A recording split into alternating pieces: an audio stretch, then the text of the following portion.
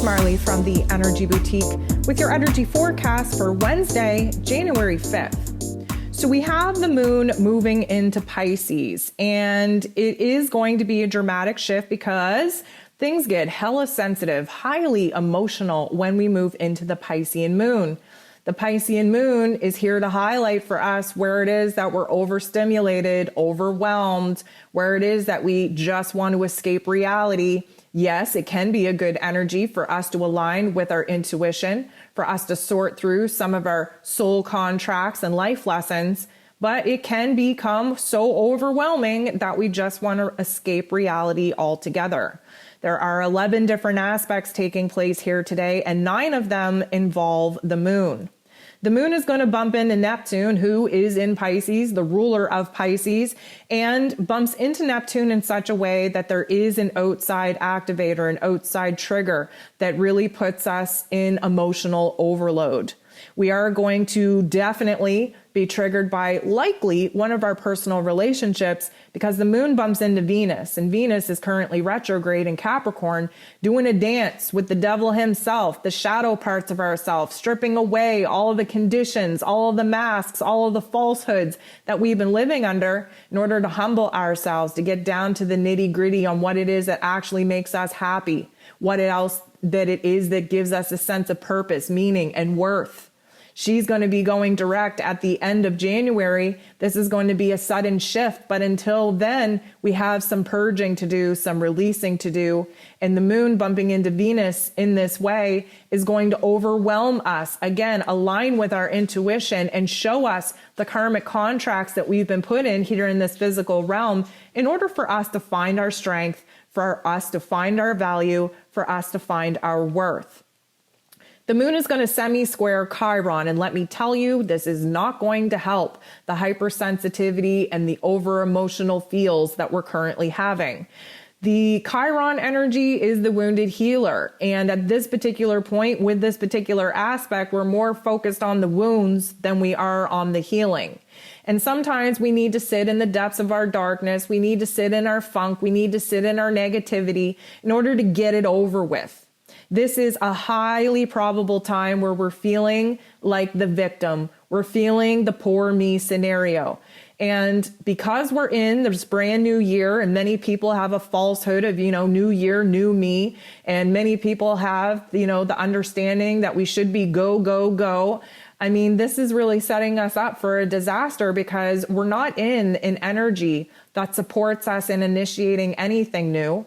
We're not in an energy where we should be taking action. We're in energy right now where the energy needs to be focused in our mental plane by reflecting over the past and how it is that we've gotten to this point, making the connections from where it is that we're currently standing and what it is we never want to experience again, so that we can create a dream and a vision, a long-term foundation of what it is that we need to do within ourselves in order to never be this state of being in this dark funk ever again. Venus is going to sextile Neptune, and this is a beauty energy to follow up this dark funk that we're starting the day off in, because Venus sextiling Neptune, which again, Neptune is the higher octave of Venus. These two coming together, we can create magic. We can manifest magic in a very, very quick way. And because we are in a year of building, 2022, please listen to 2022's energy forecast if you haven't already.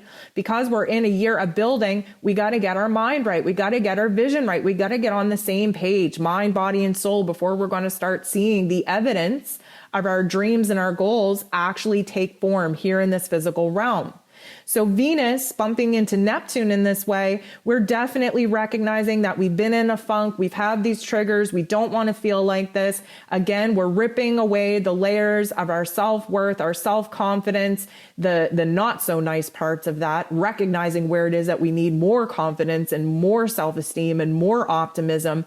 And because of this, we're able to actually align with our highest self, that Neptune energy that is very strongly connected to our intuition. Again, the moon is in Pisces, really adding to the healing abilities of our intuition and the metaphysical realm.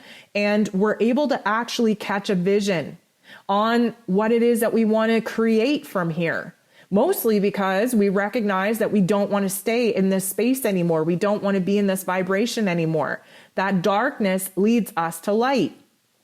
The moon is going to bump into Pluto, and Pluto is in Capricorn. Pluto is dancing with Venus. Pluto is illuminating to her fears, the pain, the trauma, the suffering, not to punish her, but for her to realize that there's actually a lot of strength and power in what she perceives as weakness. Now, the moon bumping into Pluto in this particular way, again, is likely going to be this outside situation, this outside trigger or activator, showing us where it is that we have to make a choice. Are we going to let our past pain, trauma, suffering, and experiences keep us in a state of victimhood? Or are we going to allow that to inspire us and motivate us to boss up and make a change? Again, the moon in Pisces, the shadow part of that is all consuming, is victimhood, is poor me. The high part of that is high healing at a very accelerated rate. Pluto, the great transformer, just wants to strip away all the darkness so that we can renew and transform ourselves into a place of power. The moon is going to bump into Mars, and this is going to be a great energy for us to really work with because Mars, of course, ruler of our physical energy, our drive, the aggression we need to pursue our desires, is in Sagittarius right now. And this is really unleashing a brand new positive outlook on the future that we're able to have if we get our mind right, if we back it with the right kind of emotion, vibration, and frequency. The dreams, the goals that are actually going to be manifest this year due to the inner healing work in which we're currently doing. So this is almost like we are aligning with our higher self. We made that choice point. We don't want to be the victim anymore. We're using our past pain and trauma as a motivation and an inspiration to move forward. And Mars is here saying, you know what? Align with your purpose. Align with your truth. Let's get so strong-willed and so strong disciplined within ourselves that we don't fall back into the darkness of victimhood ever again. The moon is going to bump into Uranus, and this time it's a beautiful, beautiful energy because Uranus shocks us, inspires us, opens our minds up to a brand new perspective. It overwrites those old narratives into something better. It provides clarity. It provides inspiration. It provides a moment of genius, a moment of knowing that you just can't go back from. And this is really suggestive that many of us are choosing the higher vibration of this Piscean moon. We're choosing to heal. We're choosing to expand ourselves. We're choosing to push the boundaries of our pain and suffering into a source of power. The moon is going to go ahead and semi-square the sun. And here we are given another choice where we see very clearly where the parts of us, the old parts of us, very connected to repeating the past pattern, the past behaviors of our egoic identity, where it is that they really want to suck us back in the darkness. Again, anytime we take one step forward, the darker force energies wants us to take 2 steps back. The moon at this particular point is so overwhelmed. We're so hypersensitive. We're very emotional. In this semi-square with the sun, who of course is in Capricorn, the sun is asking us, guess what? You can build a different routine. You can react differently. You can feel differently. You can use all of your past experiences as a framework of what it is that you never want to experience again. And the moon in Pisces right now, because it's being kind of tugged on the heartstrings, overwhelmed with all the senses and emotions, we have a tendency to really kind of step back into the negative vibrational frequencies of what the moon in Pisces is, which is an escape artist. We don't want to deal with reality. We would rather play the victim because it's easier. There's a less accountability and responsibility when we play the victim, right? And at this particular point in time, the overlap between old self and new self, well, the old self is definitely easier. You know, curling up in a ball and not dealing with life, that is definitely the easier choice right now. And many of us are going to take this choice point and we're going to not pass with flying colors. We are going to step back into the darkness. But there are a very small group of us that are willing to do whatever it takes to never sit in that lower vibrational frequency ever again. Now, this isn't going to bode very well for us, regardless of which part that you choose, because the moon is going to square the true node.